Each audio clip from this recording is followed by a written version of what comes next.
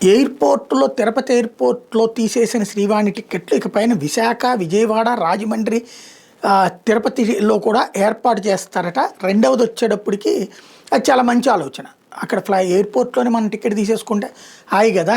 ప్రశాంతంగా. రెండోది అక్కడ తీసేసిన కౌంటర్ ఏర్పాటు చేయాలి.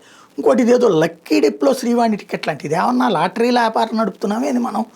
శ్రీవారి ప్రతిష్టకి కాస్త అవకాశం ఇవ్వండి. మీరు రోజుకి 1000 మందా, 2000 మందో చెప్పండి. అంతమందికి సంబంధించి అక్కడ 3 వంతులు ఉండాలా. మిగతా పావు వంతు మాత్రమే ఆన్‌లైన్‌లో పెట్టాలా. ఈ ఎయిర్పోర్ట్‌లో ఒక్కొక్క ఎయిర్పోర్ట్‌లో ఒక 100 టికెట్లు పెట్టండి. వచ్చిన రోజున వచ్చినట్టు ఉంటుంది. వచ్చేవాళ్ళు వస్తారు, లేకపోతే లేదు.